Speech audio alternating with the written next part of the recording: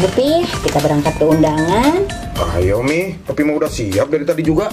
Tapi ngomong-ngomong, kita berangkat ke undangannya naik apa? Nah itu dia Mi, masa kita harus jalan kaki, malah jaraknya jauh lagi. Tapi sih bukannya cepet-cepet beli motor.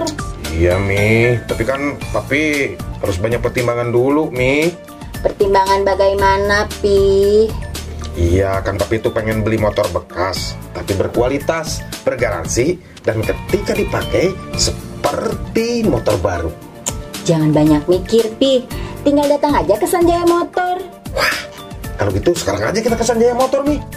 Iya kan kita pergi ke undangan dulu. Alah, ke undangan menanti aja, kan masih banyak undangan-undangan yang lain. Ingat motor, ingat Sanjaya Motor.